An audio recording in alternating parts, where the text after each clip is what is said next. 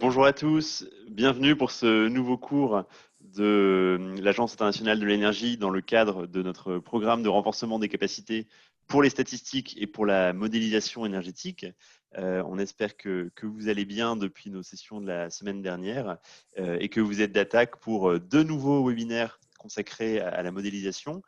Alors aujourd'hui, et comme on l'avait fait par le passé en invitant des experts de la FAO, ce ne seront pas les experts de l'AIE qui vont vous présenter leurs travaux, mais des partenaires. Donc on a la grande chance et le privilège d'avoir aujourd'hui Eddy et Gondia qui vont animer la session de ce matin, ainsi que celle de demain matin, consacrée donc à la planification énergétique, avec des exercices et des illustrations qui seront vraiment très, je pense, très focalisé sur la situation du Sénégal et sur la situation de la région.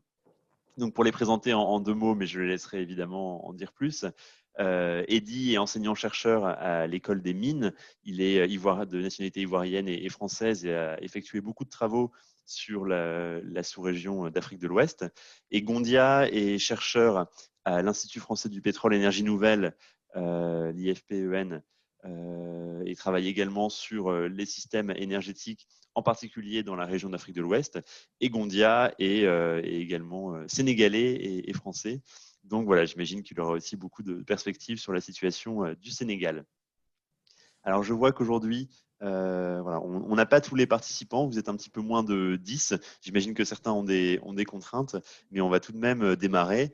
Bon, c'est pas plus mal qu'on soit dans une petite salle un peu restreinte, ça fera un petit peu comme un cours particulier avec nos deux experts. Sans plus tarder, je leur passe la parole et n'hésitez pas, comme toujours, si vous avez la moindre question. Très bonne formation à tous. Merci Arnaud.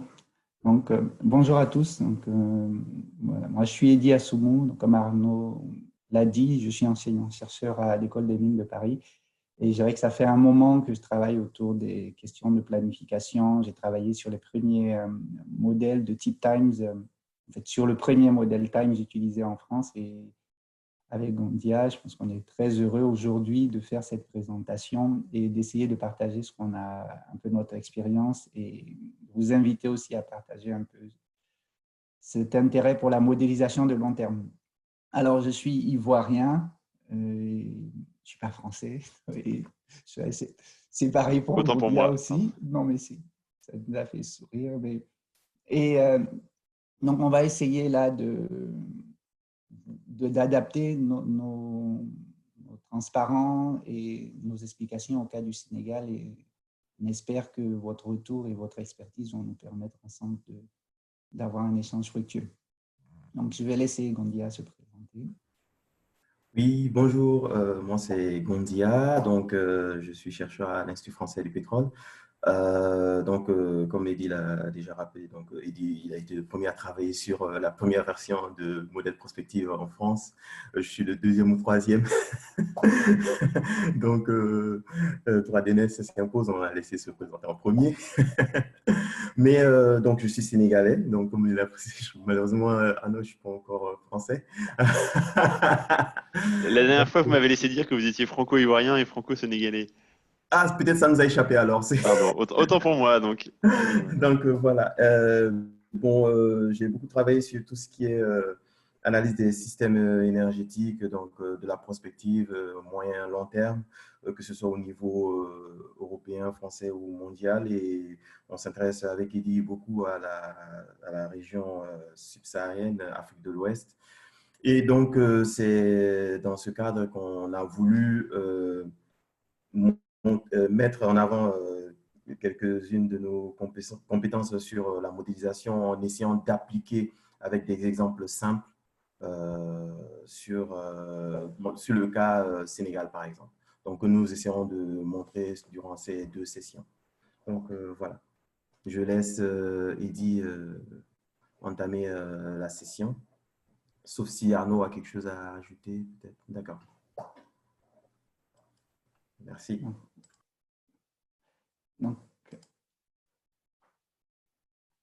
voilà. Donc, pour commencer cette session, on a prévu donc une session aujourd'hui et une demain. Et on va commencer par premier sondage qui va vous permettre, déjà l'idée de ces sondages, c'est de comprendre quel est votre positionnement et de nous permettre aussi à nous de pouvoir adapter notre message et les points sur lesquels on va se focaliser. Donc, vous avez maintenant une bonne expérience de l'usage de Menti.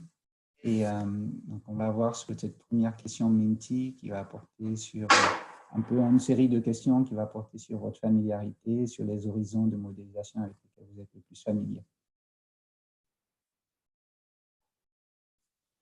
Donc, là, la question, voilà, c'est un peu dans notre petit groupe. Quel est l'horizon de planification qui vous est le plus familier? Est-ce que vous travaillez plutôt sur des approches sur des horizons de 1 à 5 ans, 10, 15 ans, 25, 30 ans ou plus?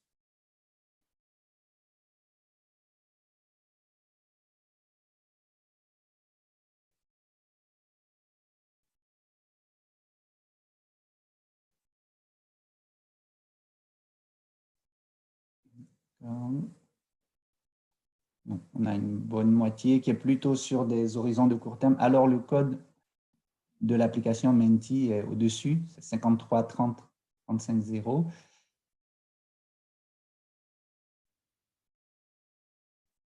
Ok, c'est très intéressant parce que typiquement, nous travaillons plutôt sur des horizons qui vont commencer à partir de 25, 30 ans jusqu'à 50 ans. Et c'est justement cette différence de perspective-là qui va être intéressante de vous apporter. Merci pour ces réponses. Donc, on voit qu'il y a clairement une grande partie d'entre vous qui est concentrée sur la décision à plutôt court terme et à moyen terme, mais pour des objectifs, on va dire, les plus urgents. Et on va essayer de vous donner dans ces 3 heures-là une vision un peu de ce que ça pourrait être sur le plus long terme. Donc, on espère que ça va justement vous apporter dans votre activité. Donc, le deuxième point, c'est ces enjeux principaux que vous voyez. Donc, à l'horizon 2050, on se projette sur le long terme. Et c'est plutôt un nuage de mots. Donc, vous pourrez mettre pour vous quels sont les termes clés qui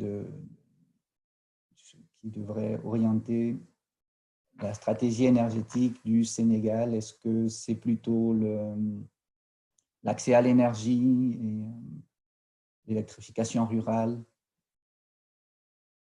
Donc, je vous laisse proposer les 3 principaux enjeux énergétiques tels que vous le voyez.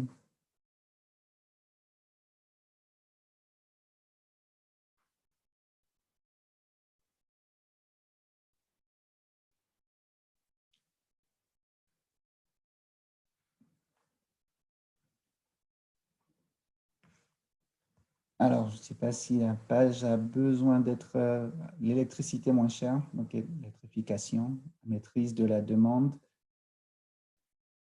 la sécurité, gas to power, oui, en effet, avec les découvertes récentes du gisement au Sénégal, c'est un enjeu qui va être de plus en plus important. Alors, donc, ce qui se dégage quand même, c'est une question d'accès universel à l'énergie et la question de l'utilisation du gaz comme nouvelle source pour le secteur électrique. Donc, on en parlera aussi dans ces sessions. On parlera plutôt du gas to power peut-être demain, mais aujourd'hui déjà, on pourra toucher un peu de ce que ces questions d'accès à l'énergie veulent dire. Et c'est justement, on pense que c'est vraiment une question qui est importante aussi. On partage ce point de vue pour l'Afrique. Merci pour ce nuage de mots. Donc, on fera après une synthèse de tout cela et puis ça nous permettra de voir si on a répondu un peu à ces attentes que vous exprimez là. Donc, la troisième question, elle va porter maintenant sur les secteurs sur lesquels on commencera une analyse. Si on devait démarrer donc, le groupe restreint conforme aujourd'hui, une étude prospective, quel serait pour vous le secteur prioritaire? Donc, on propose quelques choix et on permettra aussi de voir si les secteurs qu'on va vous proposer correspondent aux secteurs prioritaires pour vous et éventuellement faire des liens entre ceux qui sont prioritaires pour vous et ce qu'on va exposer dans la suite.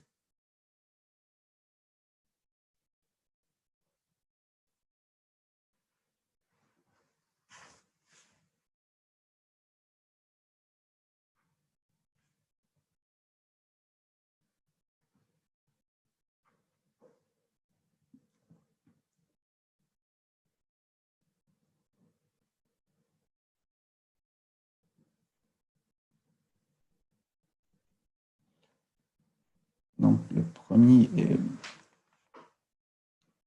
premier point traite toujours de cette question de l'électricité qui est très importante pour l'Afrique et pour l'accès à l'énergie aussi. Alors, ce qui se dégage, c'est plutôt les usages productifs pour l'instant.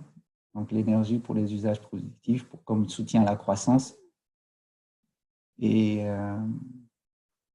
suivi par la biomasse pour la cuisson. Une plus grande stabilité sur les dernières problématiques. Et donc, les politiques de transport paraissent un peu moins importantes pour le secteur énergétique. Et donc, on va voir si c'est le cas dans la suite. D'accord. Donc, comme bilan, on peut dire que la demande électrique et l'accès à l'énergie pour la croissance font partie des deux priorités de notre groupe aujourd'hui et que la perception initiale est que ce qui concerne la cuisson, les politiques de transport apparaît comme un peu plus secondaire. OK. Donc, merci pour ces réponses. Elles sont vraiment utiles pour nous, pour voir les points sur lesquels on mettra l'accent. Donc, je vais maintenant revenir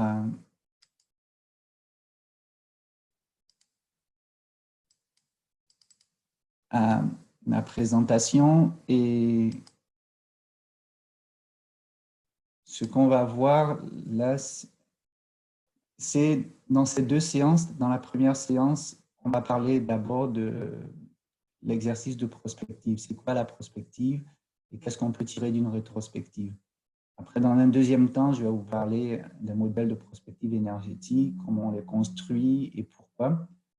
Et illustrer ça avec d'abord une approche bottom-up, qui est plutôt simplifiée, une approche de recomposition du système énergétique. Et puis, Gandia vous présentera ensuite un exercice vraiment plus avancé de modélisation systémique du secteur transport. Donc ça, c'est le contenu de la première séance. Et comme on se retrouve demain, pour une deuxième séance, ce sera l'occasion de discuter un peu plus du secteur électrique, montrer à travers des exemples qu'on a développés pour le Sénégal et aussi ce qu'on peut dire sur le secteur électrique et aussi à travers des exemples sur d'autres domaines qui sont plutôt des domaines sur lesquels on a travaillé dans le passé. On pourra montrer comment on peut approfondir cette question de la modélisation prospective. Donc, je vais commencer par le premier point.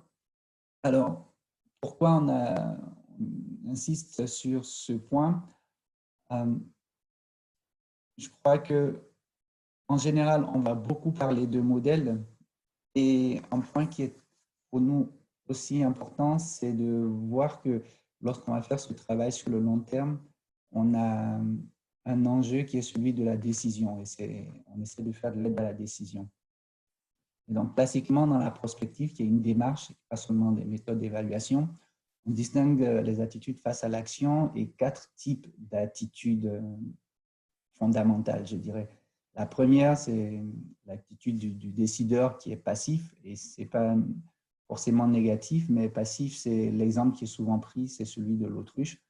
Passif, c'est attendre que les choses se fassent par elles-mêmes, avoir cette forme de résilience et ne pas paniquer, entre guillemets, devant une situation qui semblerait complexe. Et donc, pour prendre un exemple que j'utilise en ce moment parce qu'il correspond à l'actualité, on pourrait dire que l'attitude passive, ce serait celle par rapport à la crise sanitaire, de laisser l'immunité collective se faire et d'attendre que cette immunité collective permette de dépasser cette crise. On peut, à l'inverse, avoir une attitude qui est plutôt réactive. Et donc, l'archétype du fonctionnement réactif, c'est celui du pompier qui va déployer toute sa capacité d'action devant le problème. Donc là, on ne cherche pas à éviter le problème, mais on est prêt donc, à attendre l'incendie et à réagir vite et fermement pour permettre de passer la crise qui approche et qui est présente. Donc, dans ce cas-là, on va être dans une attitude pour rester sur ce même contexte d'actualité qui sera celle d'un confinement extrêmement strict et rigoureux et qui est très bien appliqué et qui est très bien suivi. Donc là, l'idée, c'est de se dire que devant une crise, si on a ce comportement réactif, on pourra appliquer des solutions coercitives rapides et être dans l'urgence. Alors, le comportement préactif et le comportement proactif vont déjà nous projeter un peu plus sur le long terme. Alors, le comportement préactif, ici, c'est plutôt celui de l'assureur qui va voir un futur et qui va essayer de planifier ce qu'il ferait en cas d'incident. Donc, l'assureur qui va prévoir les réparations et les indemnités pour cela. Et enfin, le comportement proactif, c'est plutôt celui du conspirateur. Et l'archétype du conspirateur, c'est celui qui a un objectif et qui va mettre tout en œuvre pour que son objectif arrive. Donc, si on reste encore dans les exemples que j'ai choisis, le préactif, ça va être celui qui prévoit le seuil avant de déclencher des mesures de confinement ou qui prévoit d'avoir en amont suffisamment de masques ou de gel hydroalcoolique. Et donc, un comportement proactif, ça va être plutôt, par exemple, celui qui va être dans une stratégie de développement de vaccins parce qu'il pense qu'il peut en tirer un bénéfice. Donc, si on ramène tout ça à l'énergie, je dirais que ces 4 approches existent en général dans toutes les équipes et c'est important de voir que lorsqu'on est sur le court terme et sur des systèmes à croissance très rapide, comme c'est le cas en Afrique, on doit faire face à une problématique qui a une certaine forme d'urgence d'accès à l'énergie pour pas mal de populations. Et cette réactivité, c'est vraiment une qualité. Il faut pouvoir voir le contexte, naviguer dans ce contexte et prendre les bonnes décisions.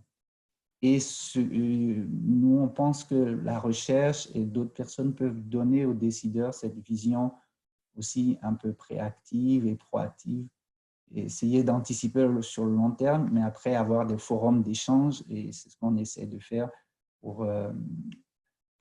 je dirais pour équilibrer entre ce qu'on peut prévoir ou anticiper sur le long terme et ce qu'on risque de négliger si on ne regarde pas le court terme. Donc, c'est marcher sur ces deux jambes, je dirais, de la décision qui sont capables de prendre des décisions pour aujourd'hui et être capables de prendre en compte le futur. Alors, donc, à partir de cette attitude face à l'action, je vais maintenant revenir sur où cette action se situe dans le temps. On va avoir une première dimension qui va être celle des leçons du passé, parce que dans l'action, on va d'abord s'appuyer sur nos leçons du passé, parce que c'est le seul moment qui peut être connu. Le futur n'est pas connu et dans le passé, c'est le passé qui est connaissable et c'est le passé qui va, par exemple, nous instruire principalement à travers les craintes ou toutes les questions, les expériences négatives qu'on a pu avoir. On peut se rappeler de catastrophes écologiques, de grandes périodes de sécheresse, de grandes coupures d'électricité. Et donc, on va essayer d'éviter que ces phénomènes se reproduisent. Mais pour nous, dans cette attitude prospective, on va utiliser le passé comme lieu où on va distinguer les variables clés du système, où on va identifier des tendances. Et ce sont ces tendances-là qu'on va essayer vont nous permettre de construire des modèles. Et ça me permet de passer au troisième volet, qui est celui des potentialités du futur, parce que dans la prospective, on ne va pas faire de la prévision. Donc ça, c'est un point important parce que la prévision va plutôt être, je dirais, la prévision va plutôt être essayer de prédire exactement ce qui va se passer. Et dans la prospective, on va essayer de définir 4 types d'avenir. Je vais revenir dessus plus tard quand je parlerai des travaux de l'IPCC. Donc, il y a l'avenir possible, il y a un avenir qui est probable, et il y a celui qui est désirable, et il y a l'avenir qui est inacceptable. Donc, je reviendrai un peu sur ces notions, mais c'est pour dire que dans la démarche prospective, on va utiliser plutôt des scénarios, on va les construire pour quantifier même ce qui est inacceptable, pour voir pourquoi c'est inacceptable, et quantifier aussi surtout ce qui est désirable.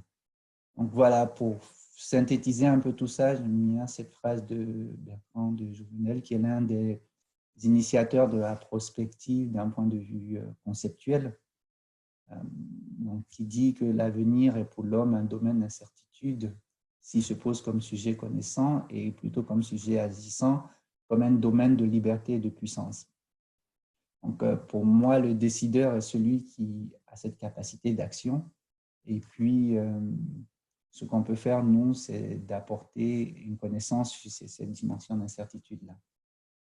Après cette petite introduction, peut-être un peu longue, mais qui est importante, parce qu'après, on ne va parler que de chiffres pendant les 2h30, 3h qui vont suivre, et aussi demain, je vais passer maintenant à un cas pratique de ce qu'on peut voir lorsqu'on se met dans cette dimension rétrospective. Donc, ce qu'on a fait avec Bondia, c'est de se mettre, vraiment de faire l'exercice, se dire on est en 2000 et on regarde comment l'énergie est consommée au Sénégal.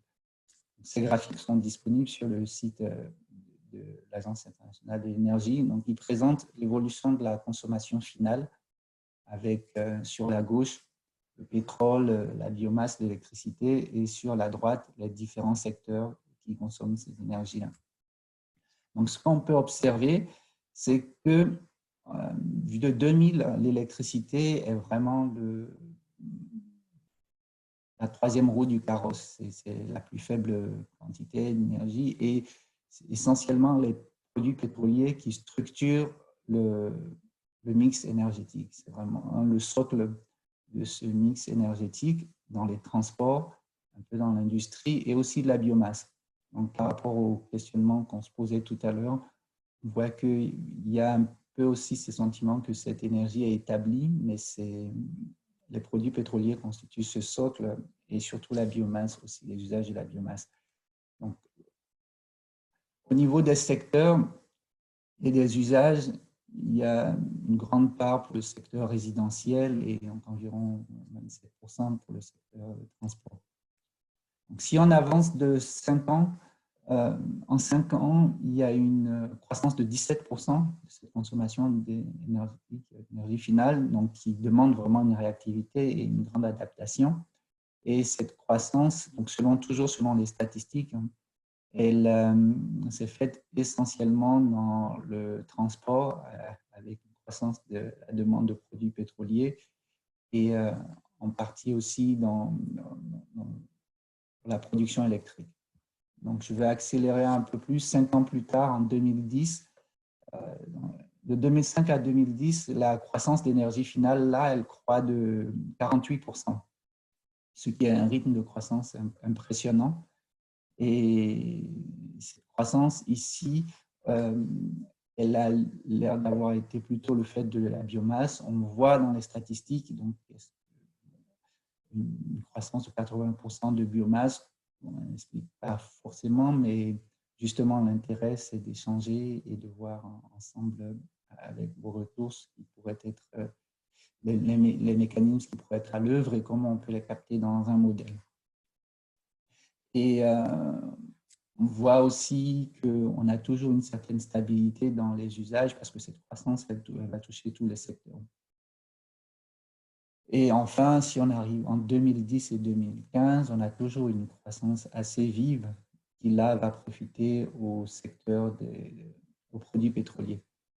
Et entre-temps, on remarque aussi dans cette période la première baisse de l'utilisation de la biomasse, donc, qui a près de 2% sur cette période, alors que la consommation énergétique finale croît.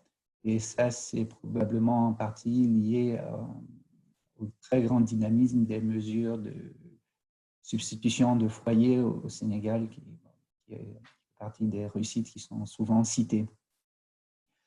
Donc, voilà. Lorsqu'on regarde un peu cette évolution du mix énergétique, on voit que les transports vont représenter un enjeu en termes de volume assez important, mais paradoxalement, du fait que l'électricité croît très vite, on perd des fois de vue cette importance du secteur des transports. Et c'est ce qu'on voulait peut-être mettre en évidence ici, à travers cette vision rétrospective qui permet d'identifier les variables clés. Et si je regarde maintenant ce qui se passe du côté de l'offre, donc là, on remonte un cran au-dessus de l'analyse du système énergétique. On part sur la gauche de l'énergie primaire et on arrive au secteur de consommation finale. Donc, il y a notamment ici juste deux points sur lesquels je voulais attirer l'attention, qui est bien sûr le niveau de perte au niveau de la transformation de la biomasse, donc, et aussi le fait que le gaz a un rôle mineur dans le secteur énergétique jusqu'en 2015 et finalement la très forte part des produits pétroliers pour la production électrique. Donc ça correspond très bien à tout ce que vous avez exprimé au début, mais c'était plus pour un rappel, pour avoir une base commune des problématiques et des enjeux qu'on peut voir à travers, je dirais, cette dynamique déjà passée sur les 20 dernières années. Donc l'idée, c'est vraiment de voir que les systèmes énergétiques sont toujours en transition, même si on parle beaucoup de transition énergétique aujourd'hui. Il y a pour nous cette conscience-là qu'il faut toujours s'adapter en fonction des ressources et pas forcément dans une perspective environnementale, mais au moins dans une perspective de sécurité d'approvisionnement ou d'amélioration de l'efficacité des systèmes. Donc, alors, pour l'exemple de 2018, on a eu quelques difficultés. Il y a des ruptures statistiques et des différences entre sources. Et donc, je vais essayer de montrer là. Donc, à partir des statistiques qu'on a trouvées disponibles par l'Agence internationale de l'énergie, on voit qu'il y a une baisse de l'utilisation des produits pétroliers, une baisse assez forte de la biomasse. Alors, après vérification, on peut proposer une correction peut-être de l'usage de la biomasse. Il semble que sur les dernières années, il y a peut-être un enjeu de facteur de conversion entre la biomasse primaire et la biomasse secondaire, et une différence de facteur de conversion qui utiliserait plutôt une valeur massique qu'une valeur énergétique. Donc, on continue de regarder cette question, mais typiquement, on a cette inflexion encore plus forte de la biomasse qui ne se retrouve pas. Donc, ici, on est sur les statistiques répertoriées sur le site de l'AIE, et ici, sur celles telles que données par le site des Nations Unies. Donc, on a cette rupture statistique qui est à expliquer. Si vous avez justement des explications, ça peut être intéressant pour nous aussi de les avoir, de partager ces informations. Mais l'idée, ce que je voulais pointer ici, c'est que lorsqu'on fait de la rétrospective, on peut avoir des tendances qui ne sont pas forcément des tendances de fond. Par exemple, là, il y a cette baisse. Est-ce que ça veut dire qu'on est sur une trajectoire baissière ou est-ce qu'elle est circonstancielle? Donc, ça pose un peu la limite d'une vision rétrospective qui doit toujours plutôt servir d'alerte pour le futur. Donc ici, dans ce cas-là, le deuxième problème qui peut se poser est aussi la baisse des consommations dans le secteur de l'industrie sur les dernières statistiques et qui nous semble un peu contradictoire avec ici l'évolution de la valeur ajoutée dans les secteurs. Donc, en combinant aussi les visions de sources différentes, qu'est-ce que les statistiques nous disent et qu'est-ce que l'économie nous dit, on peut choisir les déterminants sur lesquels on va s'appuyer pour le futur. Donc, il y a deux explications peut-être à ça. Il peut s'agir soit d'une correction à la suite de données 2015 qui étaient plus grandes ou d'un point de vigilance qu'il faudrait avoir. Donc, c'est important pour nous, pour la modélisation, justement, que ces statistiques soient les plus complètes et les plus disponibles possibles. Et cette session de formation statistique est, de ce point de vue-là, très bienvenue. Donc, lorsqu'on a fait cette première réflexion un peu prospective, ce que j'en retirais, et c'est un peu la première étape aussi pour se projeter sur le long terme, c'est qu'il y a certaines transformations qui sont déjà à l'œuvre. Pour résumer, c'est la croissance des produits pétroliers en volume et leur importance en volume et le fait que la croissance continue à un rythme de 3 à 4% par an. Il y a les questions de la biomasse et les enjeux statistiques et l'électricité qui représente seulement 10 à 13% de ressources finales, mais qui a le rythme de croissance le plus rapide avec presque 7% par an. Donc, c'est une vraie demande, une vraie urgence et c'est quelque chose qui mérite complètement l'attention. Alors, les moteurs de cette croissance ne sont pas près de ralentir. Donc là, on voit l'évolution de la population au Sénégal, telle que projetée par le département de la population des Nations Unies, qui passerait de 16 millions de personnes en 2019 à 21,6 en 2030 et pour arriver à 33 millions de personnes en 2050.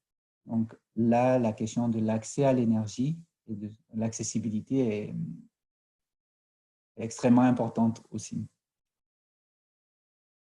Le deuxième moteur de cette croissance, c'est la croissance économique, évidemment, avec le dynamisme de l'économie au Sénégal et surtout un rythme de croissance espéré qui est de 5,1% par an, qui se ralentira peut-être conjoncturellement à cause de la crise sanitaire, mais qui dit que ce système qui croît a besoin d'énergie. Et donc là, la problématique de l'énergie pour les usages productifs, qui était exprimée dans le nuage de mots que vous avez proposé au départ, trouve complètement son sens.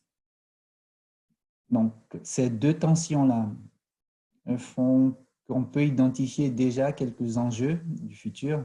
Donc là, c'est à l'énergie pour soutenir cette croissance de la population et de l'économie.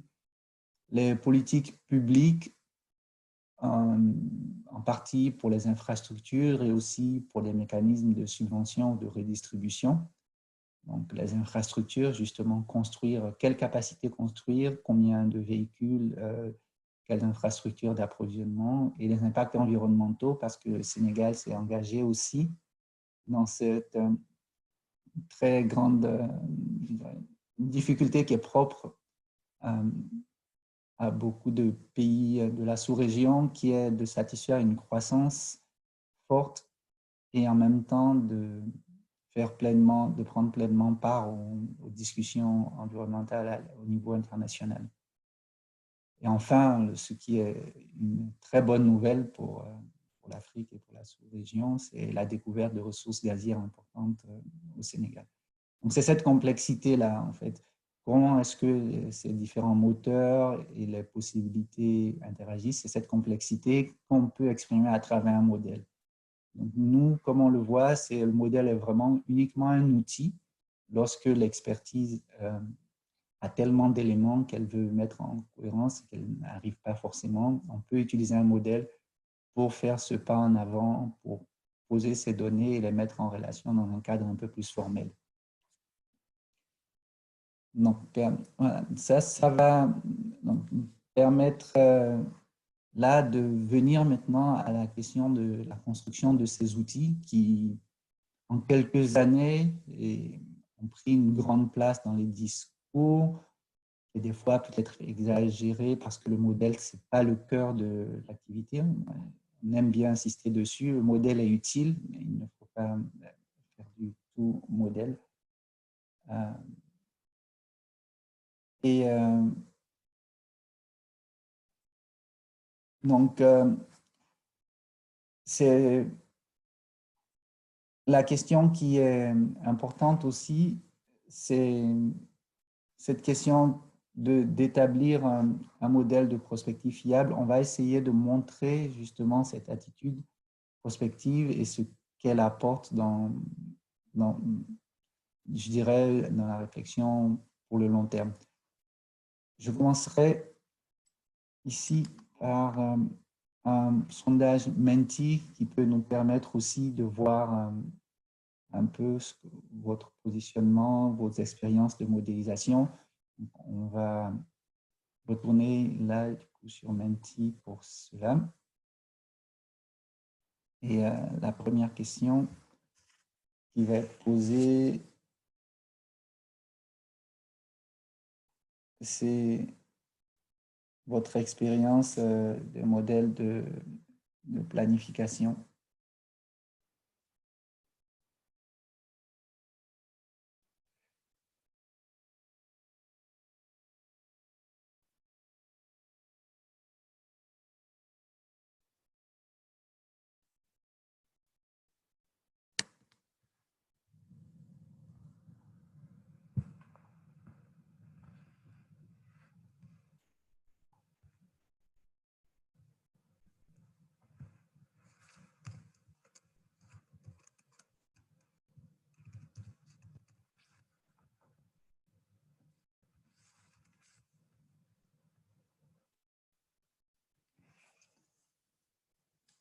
Alors, donc,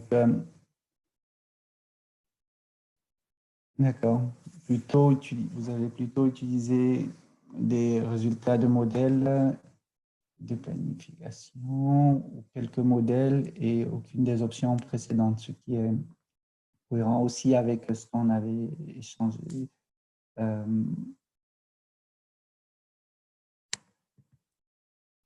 D'accord. Merci pour ces premiers éléments. On peut passer à la deuxième session de questions, donc, qui va nous permettre de voir quel type de modèle, donc pour ceux qui ont utilisé des modèles de prospective. Donc, on a une question intéressante sur le système de questions et réponses. Donc, merci à M. So qui a posé cette question et n'hésitez pas à l'utiliser pour intervenir. Alors, c'est comment établir un modèle prospectif efficace dans un système qui est dominé par des ruptures ou des tendances instables. En effet, je pense que la difficulté, justement, ça va être le travail de statistique. Le travail sur les données statistiques va permettre de comprendre la source de ces instabilités. Si les instabilités sont dans la chaîne dans la chaîne de formation de ces valeurs-là, c'est déjà par ça qu'il faut commencer, avoir les statistiques les plus fiables possibles. Après, un modèle de prospective a l'avantage de regarder le très long terme.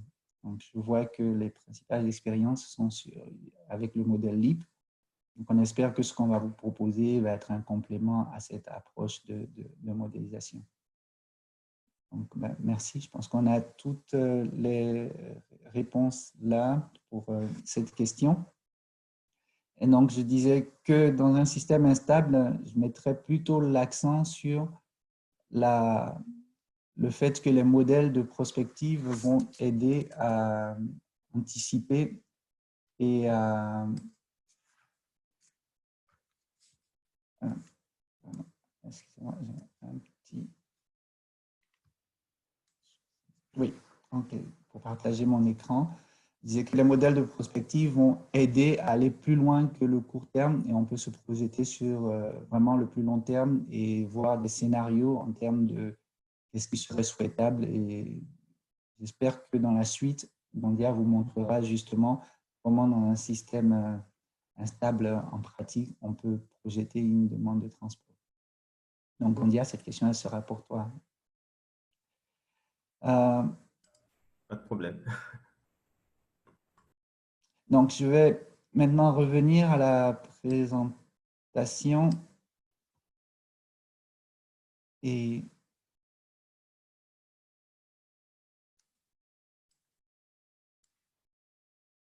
juste le temps de retrouver.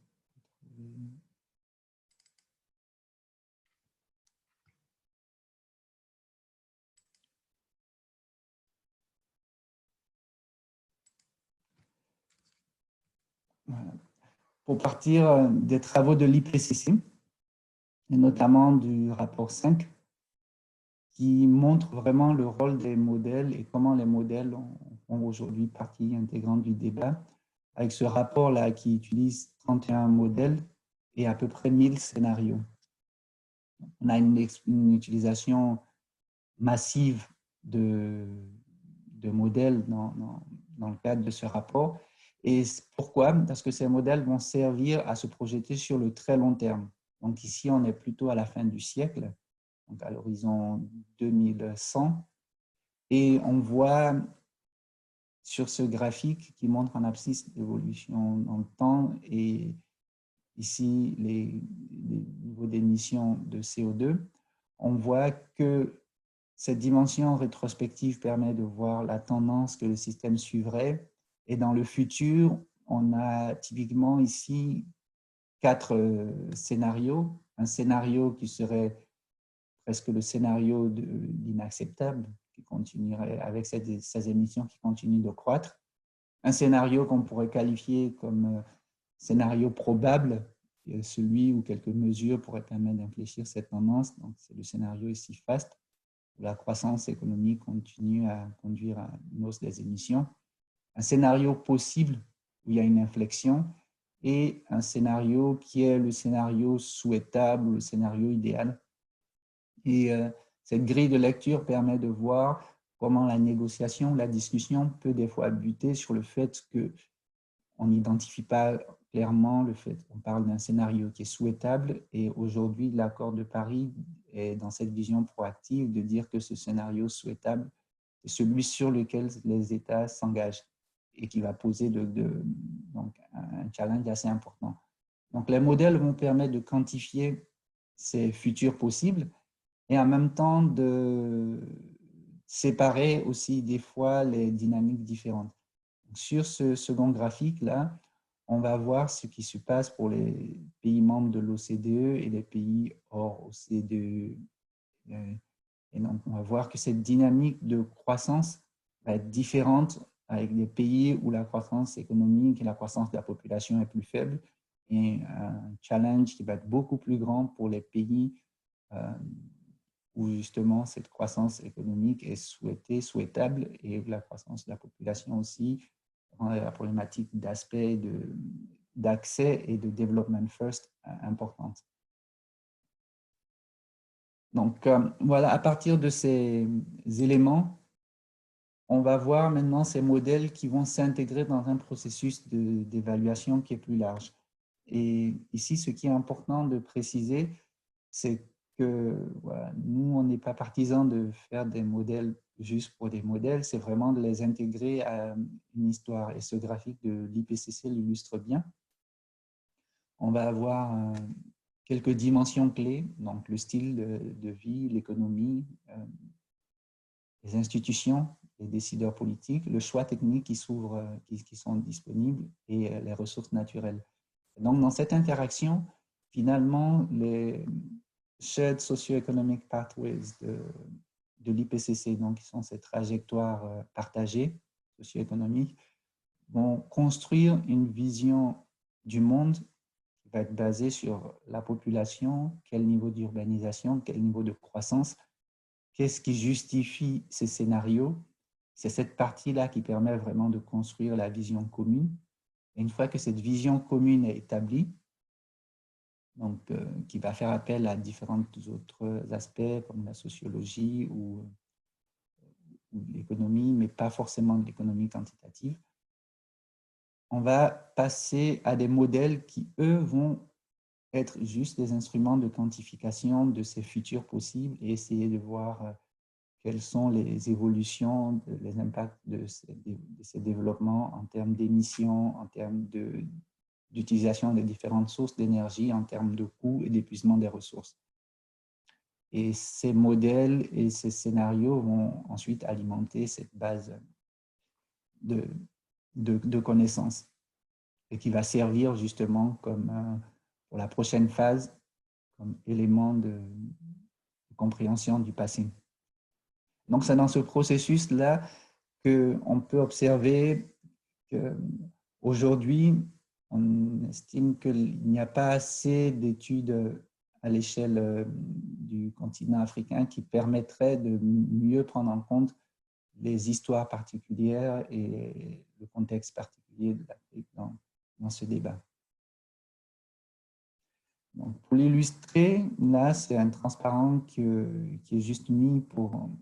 Donc, je ne demande pas de pouvoir lire toutes ces étapes, mais dans cette construction des 5 trajectoires socio-économiques de l'IPCC, on peut distinguer 2 grands axes. Donc, ici, sur l'axe des abscisses, c'est les challenges pour l'adaptation. Donc, plus vers l'origine, on a des challenges faits pour l'adaptation et ici, une adaptation qui est beaucoup plus difficile. Et sur l'axe des abscisses, on est plutôt sur la réduction des émissions.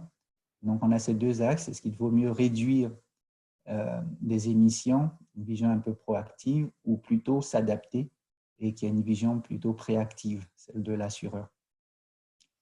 Et donc, dans ces challenges aussi, on a des niveaux d'intensité différents. Donc, une adaptation, une réduction des émissions faciles ou plutôt élevée.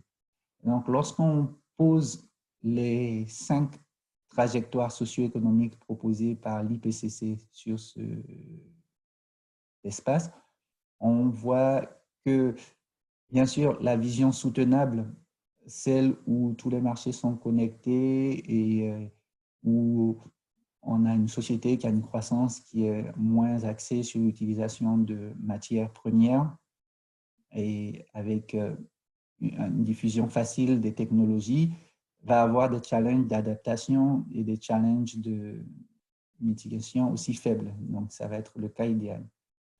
Par contre, lorsqu'on est dans un monde qui est compétitif et où la sécurité régionale est importante et où la priorité à l'environnement est plus faible, on va avoir une situation qui va combiner à la fois un enjeu important de réduction des émissions et un enjeu aussi, tout aussi important de réduction d'adaptation. Et on peut avoir des situations intermédiaires comme ici, un monde où les inégalités se creusent, mais où l'intérêt pour l'environnement existe, qui va faire qu'on pourra avoir des politiques de réduction fortes, mais des difficultés d'adaptation parce que les populations les plus vulnérables ne pourront pas s'adapter. Et donc, poser d'abord en amont des modèles, les différentes trajectoires futures dans ce cadre-là, peut être par exemple une bonne base pour éviter de produire juste un scénario, mais essayer d'explorer justement dans une vision prospective des futurs possibles. Et c'est ce qui peut permettre aussi de finalement d'accepter cette incertitude et ces ruptures, mais de les transformer en futur possible. Une fois qu'on a fait cette étape, le modèle va être vraiment une vision simplifiée du réel et on en est conscient. Et cette vision va permettre d'avoir des sorties qui vont être des bilans énergétiques, des choix d'investissement, des impacts, donc des éléments quantitatifs sur lesquels on va s'appuyer. Donc, pour entrer un peu plus dans le vif du sujet, j'ai choisi d'extraire les résultats de cette base de l'IPCC qui est aussi disponible en ligne, d'extraire les résultats pour la zone Moyen-Orient-Afrique. Donc, première observation, c'est une zone unique et qui gagnerait à être désagrégée. Mais à l'échelle du monde, ce qui ressort pour cette zone-là, c'est ce qui est sur la figure de gauche. On a les différents modèles, les différents types de trajectoires Donc ça, c'est des trajectoires qui sont compatibles avec une réduction forte des émissions. Et ce graphique montre la part de l'énergie primaire à l'horizon 2050, de la part des différentes sources d'énergie primaire. Donc on voit que un point de convergence assuré ici, c'est tout ce qui concerne la capture et la séquestration. Donc, tous les scénarios parient sur un développement assez fort de capture et séquestration pour permettre de continuer à utiliser des ressources fossiles tout en respectant l'objectif environnemental. Et si on se dit que c'est un horizon de 3 décennies maintenant, on voit que ces technologies ne font clairement pas partie aujourd'hui du portefeuille d'options considérées dans les stratégies nationales, et elles ne sont pas forcément adaptées non plus à des États qui sont en train d'essayer de traiter la question de l'accès à l'énergie. Mais donc, c'est un des éléments de discussion qu'il faudrait avoir. On voit aussi qu'on a un développement très fort des ressources renouvelables, et donc c'est un développement qu'il faudrait pouvoir mettre en œuvre, planifier, et une baisse du rôle des produits pétroliers. Donc ici en rouge, une baisse du rôle des produits pétroliers qui deviennent minoritaires par rapport au solaire, par exemple, et l'éolien. Donc c'est anticiper ces trajectoires futures. Pourquoi? Parce que l'objectif, c'est vraiment de réduire les émissions de CO2 dans ce cadre-là. Et ça correspond aussi à un pic des émissions de CO2 en 2020 et 2035, en fonction des modèles.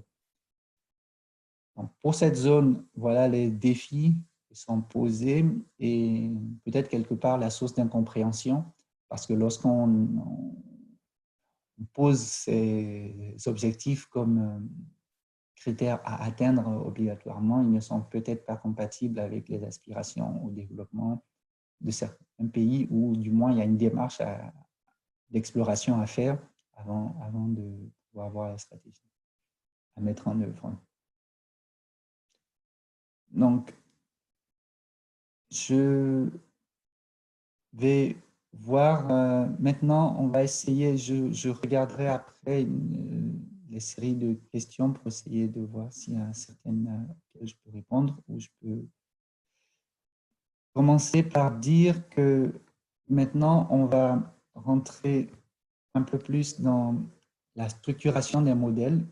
Et c'est quoi un modèle? Donc après cette introduction un peu sur la philosophie, la rétrospective, le travail de l'IPCC, je vais dire que finalement un modèle, c'est quelque chose qui est assez simple et qui va juste essayer de traduire une intuition qui est que l'économie a besoin d'énergie pour satisfaire des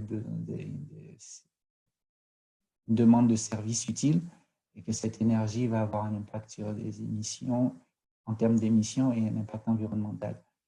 Donc finalement, c'est cette chaîne assez intuitive qu'on va essayer de dire de façon compliquée. Pourquoi? Parce qu'on va dire que les impacts résultent de la population, du besoin par personne, de l'énergie spécifique qu'il faut pour chaque besoin, des émissions liées à chaque pétajoule d'énergie consommée, et de l'impact pour chaque niveau d'émission. Dans cette équation simple, je dirais, il y a le modèle le plus élémentaire.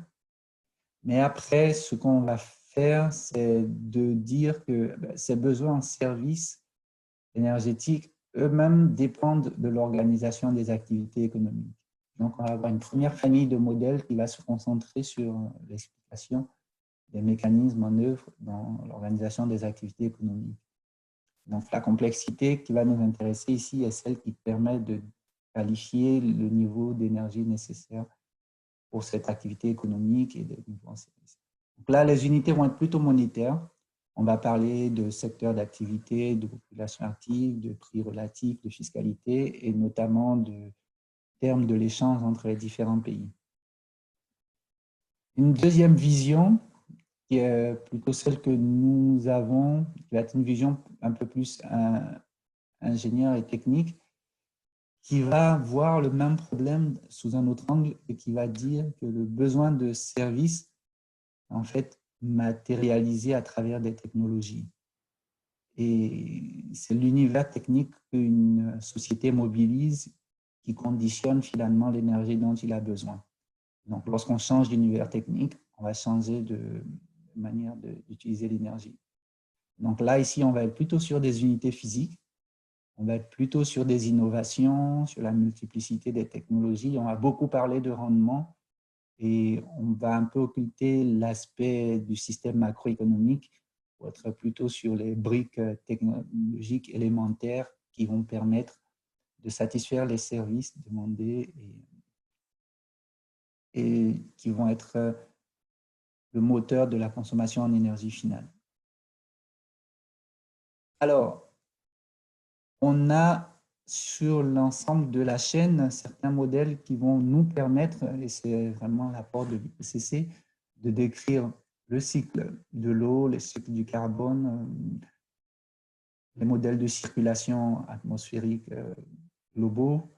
Et ces modèles vont permettre de qualifier les impacts environnementaux sur l'ensemble de notre système Terre et éventuellement de définir des boucles de rétroaction, soit vers le système technique, avec des catastrophes, des inondations, des sécheresses, ou vers notre économie, avec aussi là des ruptures et un coût des dommages importants. Donc, sur ce schéma, là, je voulais juste insister sur le fait que lorsqu'un modèle va avoir comme ambition de représenter tout cet univers, on peut déjà dire qu'il va forcément se tromper. Donc, les modèles, ils vont être des simplifications numériques et avec une intention. On va être plutôt avoir un biais vers l'économie, plutôt un biais vers l'approche technique et donc plutôt un biais vers les systèmes physiques globaux. Et même si on essaye dans notre activité de prendre en compte les apports des autres disciplines, voilà, c'est important pour le décideur de voir que les modèles finalement peuvent interagir en coopération et peuvent être complémentaires. Donc, jusqu'où aller? Donc, ça rejoint aussi un peu la question qui était posée sur le type de modèle qu'on peut avoir. Pour nous, il faut qu'un modèle reste simple pour qu'il soit utile, mais en même temps qu'il faut qu'il soit suffisamment complexe pour ne pas être, je dirais, trop imprécis et qui représente des phénomènes d'intérêt. Donc, d'où cette idée-là qu'il faut que le modèle soit aussi simple que possible, mais que la complexité doit être plutôt limitée par la nécessité. On ne va pas faire des modèles complexes juste pour faire des modèles de plus en plus complexes. Voilà. Donc, ça va me permettre maintenant de dire que dans la littérature, on va plutôt parler de modèles top-down. Et quand on va dire des modèles top-down, on va être dans cette famille de modèles, des modèles bottom-up plutôt ici, et des modèles intégrés. On va faire plutôt des simplifications sur l'ensemble de la chaîne, mais avec comme objectif d'identifier les boucles de rétroaction. Si on regarde ce qui se fait sur l'Afrique, donc il y a cette publication de 2020 où les auteurs montrent les différents modèles qui ont été appliqués à différentes régions en Afrique. Donc, on peut juste distinguer les outils, les régions, le type d'approche, donc bottom-up et top-down, comme on vient de le voir, des modèles qui essaient d'hybrider ces deux approches. Le type de méthodologie, est-ce qu'on est en optimisation, est-ce qu'on est en simulation, est-ce qu'on a des modèles nationaux ou est-ce qu'il y a la vision régionale et est-ce qu'on regarde le court, le moyen ou le long terme. Donc, ce qu'on peut dire brièvement, c'est que il y a essentiellement l'Afrique du Sud et le Nigeria qui ont concentré une grande partie de l'attention. Il y a aussi le fait que l'IP a été utilisé dans pas mal de ces études, mais que c'est plutôt un modèle de simulation. Donc, un modèle de simulation, ça veut dire qu'on va décrire des règles de fonctionnement et on va simuler l'évolution naturelle du système suivant ces règles.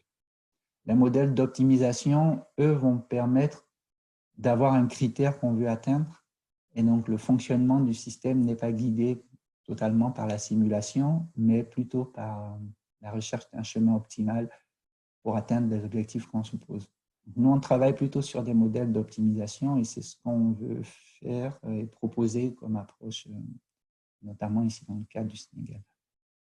L'approche qu'on utilise, elle est identique à celle du modèle ici, qui a été utilisé à l'échelle du continent, le modèle TIAM de l'ECN. Et aussi en Afrique du Sud, c'est une approche qui est aussi développée en Afrique du Sud.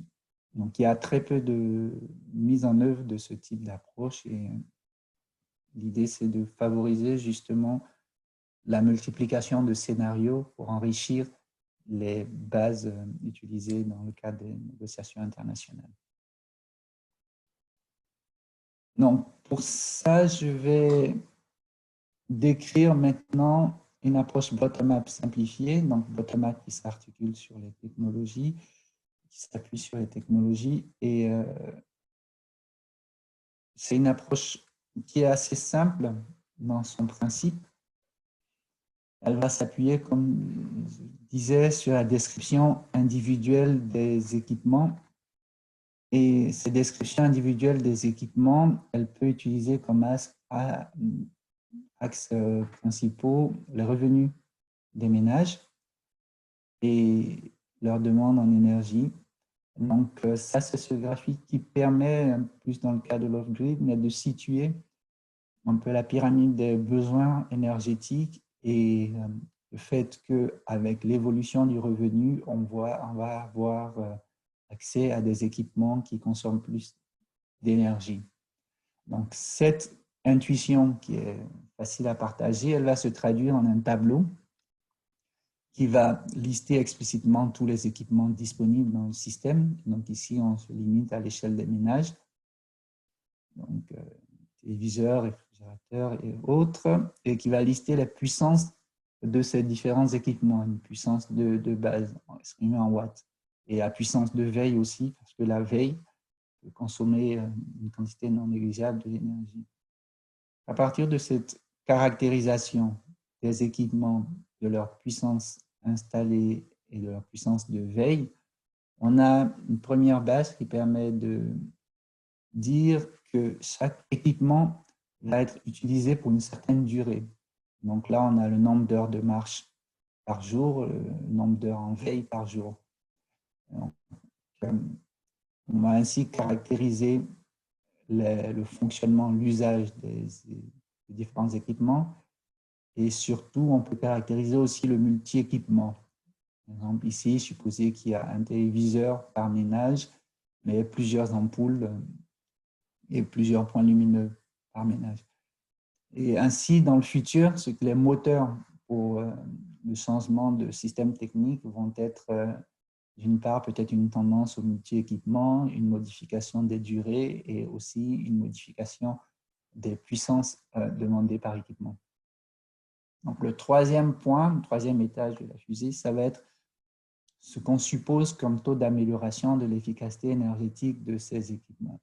Donc, ce tableau illustre un cas où on suppose qu'on a une évolution de 10% de l'efficacité énergétique de ces équipements qui n'est pas la plus ambitieuse, mais qui est plutôt une efficacité énergétique modérée et idem pour les lampes, on ne passe pas à des lampes basse consommation, on reste sur un système qui est plutôt standard, où on peut avoir ici une évolution qui est plus ambitieuse, où on multiplie le nombre de lampes basse consommation et on fait aussi des efforts dans le secteur du froid.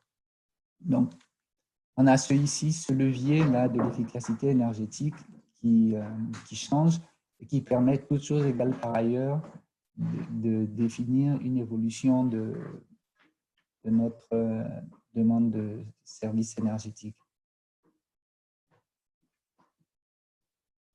Donc, si on regarde ce que ça donne en termes de consommation d'énergie, le premier point ici, ça va être pour faire marcher ce modèle bottom-up, on va avoir notre évolution de la population totale. Donc là, c'est un cas complètement fictif, mais j'ai gardé la trajectoire d'évolution de population au au Sénégal et on suppose, voilà, à partir de la taille des ménages, on peut déterminer le nombre de ménages. Cette évolution du nombre de ménages et du taux d'équipement de ces ménages va nous permettre de projeter sur le long terme l'évolution de la demande d'énergie finale. Donc, cette approche, si elle est menée avec un grand niveau de détail, elle peut permettre aux décideurs d'identifier les principaux leviers ou les principales raisons, aux motifs de consommation d'énergie. Donc, on a ici, dans ce premier cas, donc, des choix de taux d'équipement qui ne reflètent pas forcément la réalité au Sénégal, mais qui ont été faits pour être sur l'ordre de grandeur. Ici est le bon. On pourrait avoir cette répartition de la consommation d'électricité du secteur résidentiel à partir de ce petit modèle simplifié que je viens d'exposer en jouant sur ces systèmes et prévoir une demande qui évoluerait jusqu'à 3000 gigawattheures à l'horizon 2050. Donc, bien sûr, cette évolution, elle va dépendre, l'idée d'un tel modèle, c'est de pouvoir simuler le changement de certains paramètres. Et si on modifie l'évolution du nombre de ménages de la taille des ménages, on va avoir une augmentation du nombre de ménages uniquement du fait de ce changement de taille des ménages et qui va entraîner une augmentation du nombre d'équipements, de téléviseurs, de réfrigérateurs, parce qu'on a plus de ménages.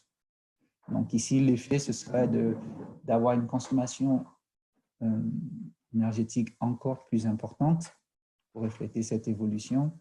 Et dans un troisième temps, si on revient sur plutôt une efficacité énergétique accrue, on peut avoir une demande qui est beaucoup plus faible. Et donc là, on a augmenté l'efficacité énergétique des lampes, des réfrigérateurs de 40% et aussi pour tout ce qui est téléviseur. Donc, dans l'idée de cette approche, donc si je reviens ici, c'est caractériser les technologies, caractériser les taux d'équipement, l'efficacité, les durées d'usage et après utiliser en simulation ce modèle pour identifier les évolutions futures possibles.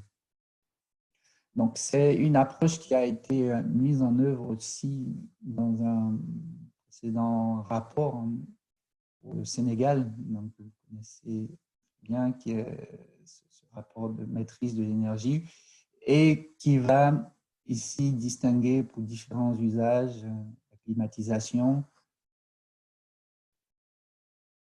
le froid, les usages froids, l'éclairage, force motrice, l'eau chaude sanitaire, qui va distinguer l'évolution sur le long terme à l'horizon 2030 de la demande en électricité au Sénégal avec ces différents drivers. Donc, on a ici le niveau atteint aujourd'hui et ici le niveau de la production qui montre que derrière, le système doit aussi faire face à cette différence de production avec justement la notion de rendement. Alors, je vais... Oui, alors il y a une question qui portait sur le modèle bottom-up et les chauffe-eau. Je dirais que oui, ici, on a des chauffe-eau électriques et donc l'évolution de leur amélioration. L'efficacité énergétique permet de baisser effectivement la consommation d'énergie associée. Donc, voilà un peu ce qu'on pourrait proposer déjà comme première approche simplifiée. Et pour nous, c'est une approche qui est aussi importante et pertinente. Et donc, un peu à l'heure des choix, ce qui est important, c'est de voir le type de mesures qu'on veut évaluer, quelles sont les mesures évaluées et quelle est la disponibilité des compétences. Donc, un modèle de ce type a l'avantage de la simplicité. Donc là, je liste uniquement les avantages des modèles. Parce que les inconvénients sont, on parle souvent des inconvénients, mais je préfère parler de leurs avantages, c'est que les modèles de simulation comptable, ils sont d'une prise en main assez facile, comme je viens de l'illustrer. On peut en construire un et assez facilement. les modèles d'optimisation. Et donc là, ce sera à Gondia de montrer l'intérêt et le rapport. Ils vont permettre de déterminer les parts de marché de façon endogène, parce que dans l'exercice que je viens de faire, le modélisateur définit l'évolution de chaque usage, le modélisateur définit le rôle du taux d'équipement et il a une vision qui est assez intégrée. Alors que dans le modèle d'optimisation, les contraintes vont nous permettre de guider le modèle, le choix optimal. Donc, on a un travail de modélisation qui est un peu plus complexe, mais un travail de scénarisation et de choix de la solution qui est facilité en utilisant ces outils mathématiques qui sont plus complexes. Donc là, on est sur des modèles bottom-up, donc ils vont mettre l'accent sur les technologies et qui sont ceux sur lesquels nous, on travaille. Mais les modèles top-down, qui sont basés plus sur l'économie en général, ils vont avoir une base qui est économétrique et plus forte. Donc, ils peuvent être d'un intérêt si l'objectif n'est pas de guider une politique technologique, une politique d'évolution technologique. Donc, voilà, c'est, je dirais, le point important que je voulais faire passer là dans cette première introduction à la démarche prospective telle qu'on la conçoit, nous, c'est de comprendre qu'il y aura de plus en plus de modèles et il faut beaucoup d'efforts de modélisation pour nos pays et pour l'Afrique de l'Ouest et pour l'Afrique en général. Donc, je vais passer maintenant, après une pause, la parole à Gondia qui va vous détailler un peu plus en avant ce qu'on peut faire comme approche d'optimisation pour le système électrique pour le Sénégal. Et en profiter aussi pour voir s'il y a eu des questions et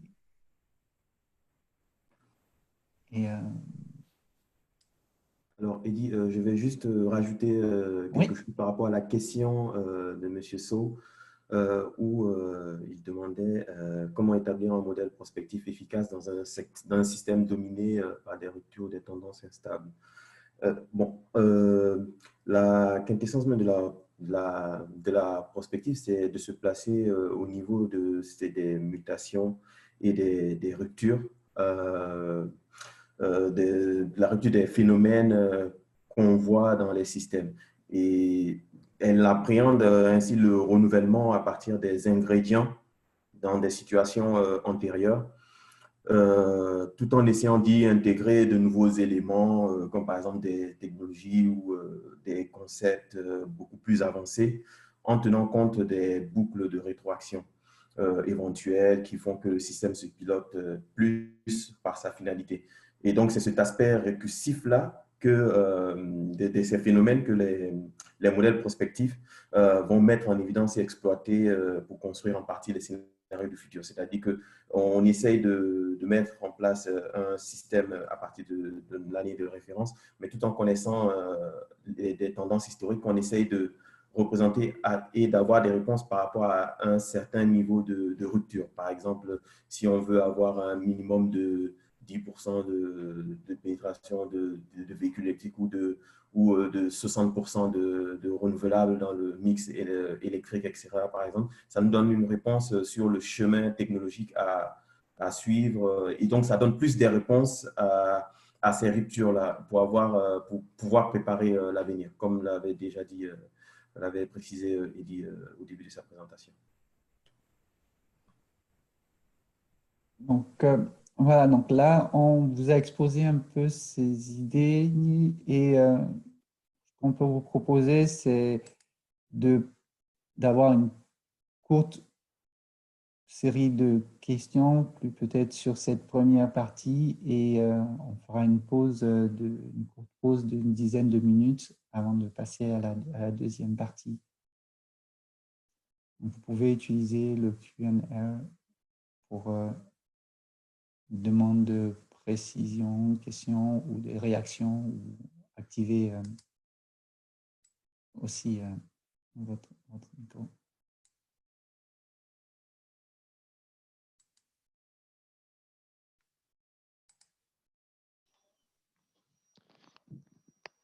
Et Gondia et Eddy, si vous êtes d'accord, on peut également prendre des questions orales en donnant Oui, la parole oui, aux participants directement. Oui. tout à fait. Donc pour ce faire, n'hésitez pas à lever la main. Il y a la fonctionnalité lever la main dans Zoom.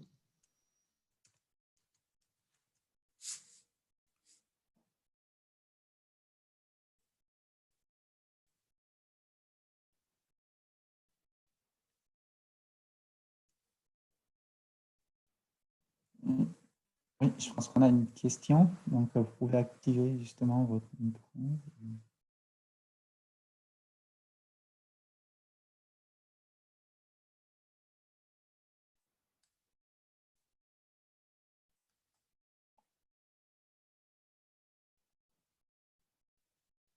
Alors, on a une question et une main levée. Arnaud, est-ce que c'est toi qui actives les micros ou... Alors, je peux le faire et donner la parole à Monsieur So, effectivement. Je pense que vous pouvez le faire aussi. Ah, d'accord. J'essaye de le faire.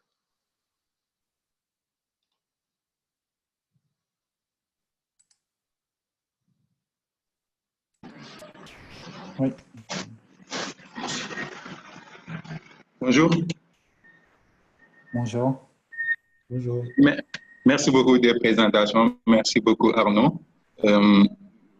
Je voulais avoir des compléments d'information sur les différences que vous faites entre le modèle bottom-up que vous avez décrit et le modèle qui a été utilisé par l'Agence pour l'économie et la maîtrise de l'énergie. Donc, j'ai vu environ dans les derniers slides que vous avez montrés, que vous avez dit qu'il y avait à peu près, le modèle bottom-up s'approchait raisonnablement du modèle qui est utilisé par l'Agence pour l'économie et la maîtrise de l'énergie lors de l'élaboration de la stratégie de maîtrise de l'énergie du Sénégal.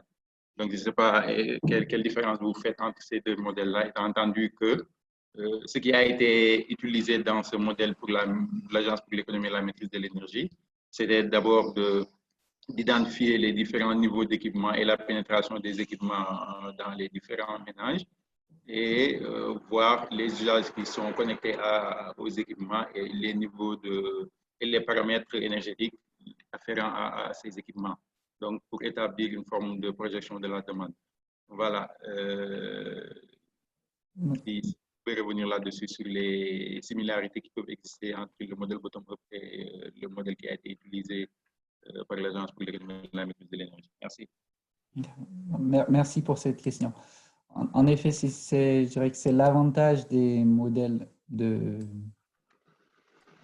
simulation, c'est que là, je vous ai présenté une première approche qui est plutôt un modèle bottom-up simplifié. Et ce modèle bottom-up simplifié, alors je vais revenir sur la slide en question. La logique de simulation bottom-up, elle est commune à l'approche qui a été utilisée pour faire ce rapport. C'est-à-dire que tous les modèles toutes les approches comptables sont comparables dans leur méthodologie. Ici, ce qu'on peut voir, c'est que le travail fait pour la stratégie de maîtrise de l'énergie va aller plus loin dans la caractérisation des types d'usagers. On va avoir plusieurs usagers résidentiels, on va avoir plusieurs usagers pour les différents secteurs. Et c'est le tableau que je montrais qui décrivait l'évolution des parts de marché. Il va être détaillé à l'échelle de chacun de ces usagers et après, c'est l'agrégation qui va donner le résultat final.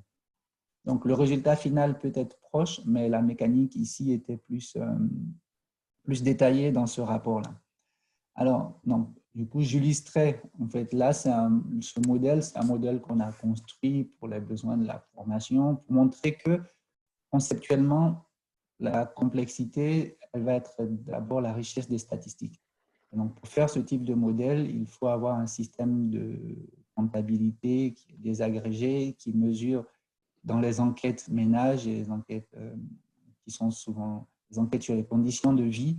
En général, les questionnaires ne sont pas toujours n'adressent pas forcément la question de la puissance installée des équipements parce que elles sont pas prévues pour, mais c'est des éléments qui, par exemple, peuvent permettre de rendre ce type d'approche assez partagé. Pour moi, c'est la base, justement. Il faut commencer par ce type de modèle et les rendre assez ouverts, et puis après, aller vers des approches plus avancées et plus explicites. Donc, pour répondre à votre question, j'espère pouvoir y répondre vraiment clairement, hein, c'est que l'approche est la même. Les étapes sont les mêmes, c'est plus le niveau de détail et la disponibilité des données qui va faire qu'on va aller vers des modèles plus ou moins fins dans le nombre de secteurs qu'ils utilisent. Là, ici, ces valeurs que j'ai utilisées pour caractériser le premier modèle, je ne sais pas si c'est 60% ou 50% aujourd'hui. Et les enquêtes pourraient permettre d'avoir ces vraies valeurs. Et donc, ça ne changerait pas la mécanique du modèle, ça changerait plutôt le résultat global. J'espère que ça répond à votre question. Oui. Oui, sinon… Bon, à peu près, hein. D'accord. L'idée, c'est de dire que l'approche est la même. L'approche, elle est comptable. C'est vraiment cette multiplication des différentes étapes, la puissance des équipements, la durée d'utilisation et l'estimation de l'amélioration de l'efficacité énergétique. Et après, le nombre de ménages va générer le nombre d'équipements. Donc, ce sera toujours la même approche. Est-ce qu'on a un seul ménage? Est-ce qu'on a des ménages qui sont différenciés par niveau de revenus? Ça, c'est ce que le rapport a fait. Et donc, il va beaucoup plus loin dans le découpage de… Voilà. Là où on a considéré un seul ménage global, le rapport va considérer plusieurs ménages et plusieurs taux d'équipement pour chaque type de ménage. Ok, d'accord. Voilà. Donc, si je comprends bien, c'est dans les variables qui ont été prises en compte entre les deux modèles où se trouve la différence. Oui, et le niveau de détail. Parce que Le niveau de détail. le rapport dispose de beaucoup plus de données. Nous, on a utilisé voilà, nous, on illustre plus le concept, mais le rapport a permis voilà, d'avoir… En utilisant les données qui sont dans le rapport, on aurait le même type de modèle. Et c'est plus, voilà, s'il fallait le refaire, parce que justement, ces rapports ne sont pas actualisés tous les ans. Et voilà, l'idée, c'est de montrer que c'est une démarche qui est utile. Bon, je peux poser une dernière question? Oui, allez-y. C'est juste pour savoir, est-ce que dans ce cas-là, parce que là, on est en présence d'un modèle que vous avez décrit comme simplifié, est-ce que dans l'hypothèse d'un modèle complexe, avec un modèle bottom-up complexe, est-ce que on aurait probablement un niveau de détail beaucoup plus éclaté, une désagrégation des variables et une couverture des variables beaucoup plus large qui pourrait permettre d'avoir le même type de scénario qu'on a eu avec le modèle qui a été utilisé par l'Agence pour la maîtrise de l'énergie. Enfin, je signale que c'est un rapport de 2015, hein, on l'a fait en 2015 ou 2016, donc il est assez récent en fait. Oui. Donc voilà. Oui, non, mais c'est un rapport qui a énormément de données et pour nous, ça a été une mine d'informations. Alors, justement, un modèle plus avancé ne va pas être que sur l'équilibre technique. Un modèle comme celui qu'on va proposer et Mondia va illustrer pour le transport, il va nous dire si on met un coût sur ces différentes technologies, si on met le rendement et qu'on laisse le modèle choisir, quels sont les niveaux de demande auxquels on arrive. Donc, on rajoute une information supplémentaire, mais on n'a plus à définir les niveaux de pénétration des différentes énergies. Et là, le modèle va être vraiment sensible à nos hypothèses. Si on dit, par exemple, qu'il y a une contrainte sur le revenu ou qu'il y a un objectif d'émission, on va pouvoir avoir plusieurs scénarios. Donc, on va définir d'abord le modèle comme outil et les scénarios comme contraintes. Donc, je pense que peut-être que la présentation de Gondia pourra permettre d'expliquer justement le but un peu plus concrètement, cette deuxième étape de modélisation vers laquelle on voudrait aller. Donc, voilà, j'espère qu'à la fin de sa présentation, on pourra revenir sur cette question et voir si on y a répondu, si on a réussi à vous montrer comment on pourrait passer d'une approche comptable à une approche qui est plus d'optimisation. Et demain, je parlerai aussi du secteur électrique et je reviendrai un peu sur ces questions. Mais on note cette question et on essaiera aujourd'hui et demain de l'éclairer. Alors, il y a un commentaire sur la substitution en chauffe-eau solaire. Oui, totalement. C'est quelque chose qui peut être complètement envisagé et donc elle pourrait être faite de deux façons. On pourrait par exemple partir de ce scénario d'efficacité énergétique et avoir une efficacité énergétique encore plus forte et qui traduirait le fait qu'on substitue cette énergie au chauffe-eau solaire. Ou sinon, on pourrait introduire dans les équipements un chauffe-eau solaire et supposer que l'énergie qu'il utilise se décompte négativement du bilan énergétique. Donc, on aurait une demande de chauffe-eau solaire, de chauffe-eau en positif, mais des chauffe-eau solaires qui viendraient comme économie d'énergie. Donc, l'intérêt de cette approche, justement, c'est qu'on peut rajouter une ligne. Mais par contre, on n'aurait pas les conditions d'émergence de ce chauffe-eau solaire pour quel objectif d'efficacité énergétique. Et encore une fois, un modèle d'optimisation permettrait de modéliser le chauffe-eau solaire. Donc oui, merci pour ce commentaire qui illustre justement comment un modèle peut évoluer.